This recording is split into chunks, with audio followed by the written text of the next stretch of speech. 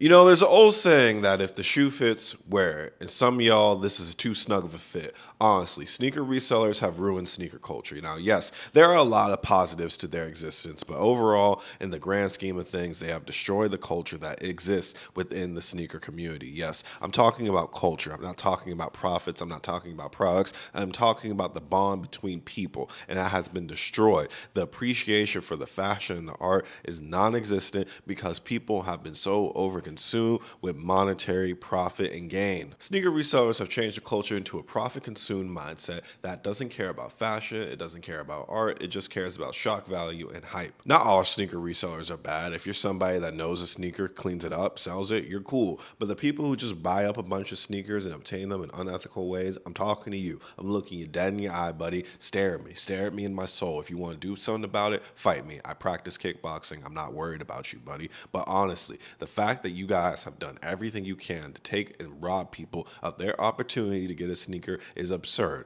Look, most of y'all be using bots to get the sneaker. You sit there with a computer that can mine enough Bitcoin to buy every sneaker that you want, and instead you go after every single Travis Scott release, every single Off-White release, every single Jordan 4 release. You just try to eat it up so that way nobody else can get the sneaker. And guess what? That model, that practice of business is failing. It's failing. It's falling apart, and it's well deserved. You know that. See, what you scumbags like to do is just buy up all the sneakers that are available and then try to resell them to the same people you stole them from. Isn't that something? It's like Robin Hood, except you're robbing the hood, bro. You're going out, you're buying up all these sneakers, and then you're telling other people, hey, I know I had an opportunity to give this to you for $80, but guess what? I'm going to charge you triple, quadruple the price just because you can't get it and I could have gotten it. Wow, that is absurd. You know, and in this culture, you guys have decided to make the prices to be whatever you want. You know what I'm saying? Like, how fair is that? Like, I know the consumer determines the price at the end of the day, and you guys are seeing that because nobody wants to participate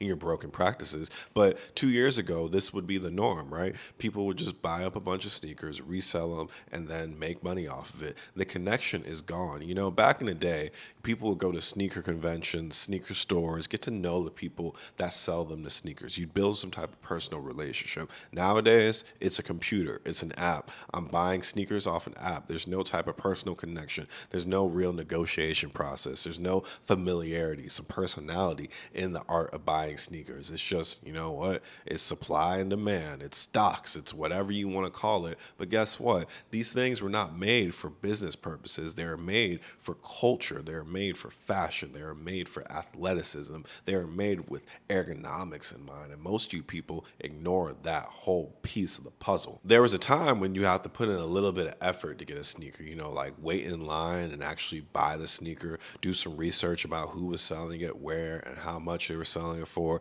and actually make an effort to buy them. Nowadays, most of y'all just get on these apps, you hack your phone, you hack your computer, and you take all the sneakers away from everybody. And on top of that, because of this profit-minded culture, there are a lot of people in the culture who care nothing about sneakers. They're more obsessed with getting a quick buck. So now you got Amy, Jamie, Sozy, Susie, all getting up on the sneakers app, and they have no clue what these sneakers are. They just know they're Travis Scott's and they can resell them for a bunch of money. And now they're my new competition when I try to get a sneaker. How fair is that, bro? Like, come on, dog. Do y'all enjoy the sneakers or do you enjoy money? Because I can name a bunch of things that make money quicker than selling sneakers. It might be illegal, but still, if you're that consumed with profit, do whatever you can to make money. You're that greedy, just do it.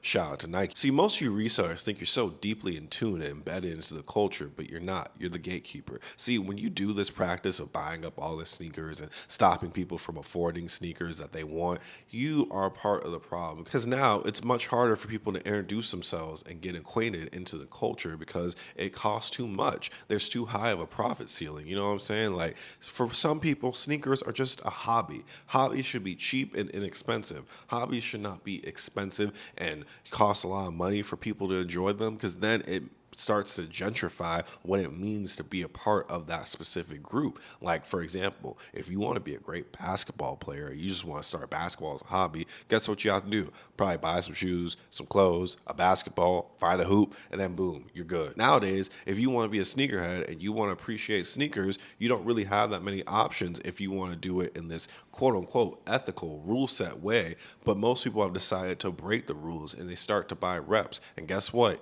You created that. It wasn't people out there who were just buying reps just for the heck of it. They got tired of paying resale. I see thousands of comments on my channel every day. I used to buy authentic sneakers. I used to pay resale, but I got tired of it because a lot of people have woken up and they realize the amount of money that they're paying you for a sneaker, they can get 4 of their favorite sneakers that look one of one, exactly the same for a cheaper price. And that's all thanks to the culture that you guys have created because of your greed. People don't mind spending a little bit of extra money if they feel like they're helping someone out. I also see that a lot. Hey, I have a personal connection with somebody who can get me the sneaker. Yeah, I don't mind paying them extra 20, 30 bucks. That's cool. A little tip here and there, that's fine. But when I'm paying double the price that was for retail for a sneaker simply because you were able to get it and I wasn't, nah, dog, I'm not doing that. Most people aren't doing that because nowadays, guess what? People care about fashion and art. That's what the whole thing about sneakers was to begin with before the pandemic hit and everybody thought they can make a quick buck thanks to StockX. Yes, StockX is a big part of the problem too because StockX has turned sneakers into the new stock market, hence the name StockX, but they need to get X'd out because guess what? Here's a big problem with StockX and how they also have contributed to the downfall of sneaker culture. Why can't I sell used sneakers on StockX? Answer the question. Used sneakers are just as valuable as other sneakers. Used sneakers play a big role in the sneaker community. A lot of people start wearing their hand-me-downs that they got from their older brother. Used sneakers right there, buddy. But y'all don't want to sell used sneakers? Goat and eBay are doing it. Why? Answer the question, StockX. Is because you guys are actually selling the reps too? Oops, slipped that one out of my mouth. And that's the other thing you sneaker resellers don't realize you're doing. There are a lot of people who have realized that they can make a quick buck selling sneakers. They can make an even quicker buck by just selling reps. Let me get a pair of $20 Airforces, flip them for $110, and then boom, I've quadrupled my profit instantly, and I have an instant cash flow I can stop endlessly cycle over and over again. So now we can't even trust the authenticators anymore. There's so much distrust in the community, you don't know who you should trust to buy sneakers from. So where are the values in sneaker culture? They're non-existent. Fashion isn't valuable, culture isn't valuable, trust is not valued anymore. The only thing that's valued is the dollar, the American dollar, the European dollar, whatever you choose to do with your money. But at the end of the day,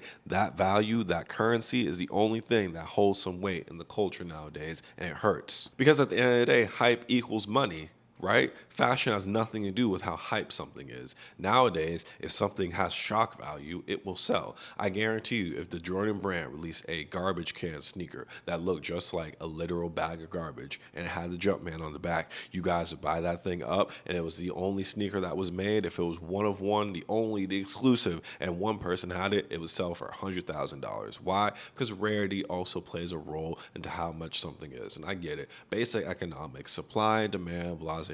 But for a thing that is not a necessity, it's absurd. Like, what are you guys doing? It doesn't make any sense. Like, okay, cool. You know, if it has some history, it has some culture behind it, I get it. Sometimes these brands know the more outlandish and absurd and offensive something is, the more you are going to buy it. And that's part of the game nowadays. Cool. Now, also to that point, companies have realized they can do the same thing over and over and over again and replicate the same product over and over again and will continuously buy it. They don't want to innovate. They don't want to try something different. They didn't want to expand outside the box because they realized, like, hey, Jordan 4s, Jordan 1s, and Nike Dunks sell out. Let's keep making those. Let's not try to retro other things. Let's not try to expand the envelope and try something different. Let's just stay and be boring, bland, and consistent. And that's not cool. Back in the days, the culture was constantly evolving. There was a new Jordan model coming out left and right. We were constantly changing, constantly adapting, trying things different. But now we're so afraid to step out of the box. Because of you,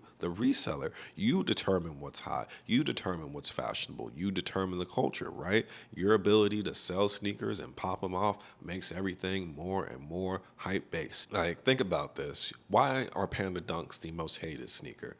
They're available. They're versatile. Everybody owns a Panda Dunk. What's the problem with that? Back in the day, Air Force Ones were the greatest sneaker of all time. Nelly made a song about Air Force Ones just because they were that clean and fresh. But nowadays, if somebody made a song about Panda Dunks, they get clowned. For some reason, sneakers that are readily available, accessible, and fashionable just don't work for you guys. They just have no meaning to you for some dumb reason. And that goes back to my whole gatekeeping point. Now that little kid who just got his pair, now that little kid who just got his first pair of Panda dogs probably don't even think they're that special because it's like, well, another sneaker, garbage. Let me go ahead and move on to the next one. Like I said earlier, reps have gotten more popular thanks to the resellers. Look, you guys don't realize it. Everybody, quote unquote, hate reps, but you guys have created the demand for reps. You have created the popularity for reps. You have created the acceptable practice of wearing reps. And look, I'm just saying this right now. I don't care what the next man wears. Wear reps, wear the real thing, wear toenails on your shoes for all I care.